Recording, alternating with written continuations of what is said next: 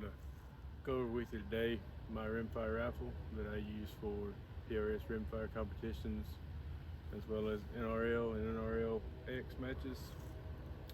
The rifle itself, barrel action, is a Voodoo Gunworks. It's a 90-degree bolt throw. It's a 22-inch Bartlein barrel. It sits in a Foundation Exodus stock. It's the lightweight feel, trying to get the balance better for the Voodoo, which is kind of hard to do. It was still rear heavy initially. I really like the stock. I've always shot stocks over chassis. I used to shoot Manor stocks, and then I got a Foundation for my centerfire and been using Foundations ever since. My scope is a Zero Compromise 5-27 with the Impact 2 reticle. Shot Night Force scopes for a lot of years and thought I'd give the Zero Compromise a try and never looked back.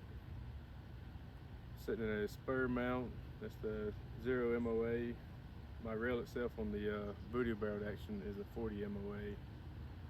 I think with 40 MOA and the Zico with a 50-yard zero, I can get out. I know I can get out to 400, but I think that's about as far as I can dial, which covers you for most matches. My trigger is a Huber 2-stage trigger. I like 2-stage triggers. I like, when I'm in position, being able to marry my finger up to the trigger before I break the shot. It's set at about, this is my light one. It's about 1.5 pounds, I think, total, which I think is as low as the Hubers go. I'm running the Atlas Cow bipod up front with the Really Right Stuff Arca adapter. I like that adapter. Being left-handed, I can put the knob on my right side, so if I do need to adjust the bipod, I can easily reach up with my right hand and make any adjustments. This weight up front is actually relatively new. I just got it before the PRS Southeast Rimfire finale. It mounts directly to the Foundation Arca rail, which is pretty cool, and really helps get my rifle balanced out on barricades. Before, I was using the Area 419 weighted Arca rail to try to get some more weight out front, which helped, but I could never get it just right with the balance. I run the Gray Ops Pro plate on a lot of stages. Again, it helps add weight and may or may not give you more stability on the bag. I've tried it both ways. I can, it's fine without it, but I like having it. It gives me something for my thumb to purchase on to level out the rifle when I am on a barricade. Been running the Medium Game Changer from Armageddon Gear recently. Was using the Tater Tot for quite a while, which I really liked, but I ripped it twice just in practice.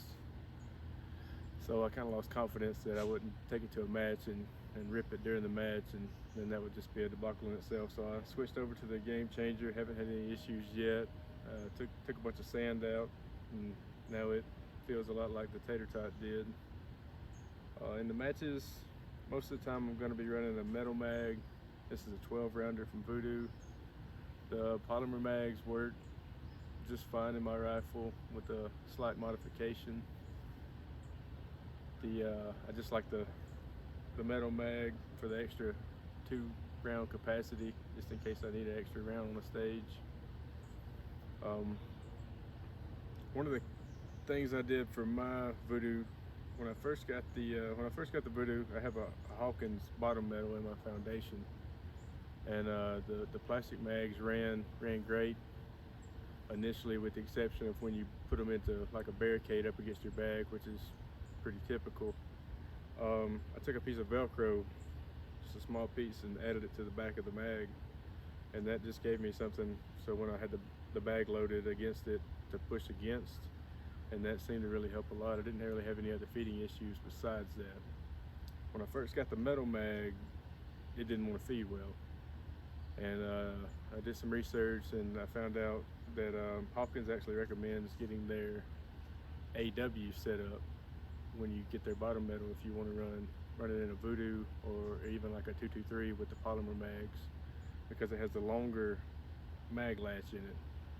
So I ordered one of those from Hawkins and swapped the mag latch out to the longer one, and now the metal mag runs great, and the polymer mag still run great too. For my dope on stages, if I need it, my buddy made me this a few years ago with just a piece of plastic and one of these wire ties like you get at Home Depot, and I just wrapped around my scope and write it on painter's tape, and that works great for me. Typically at a match I'll always have this bag, and I do have some of the pillow bags, and I'll bring them.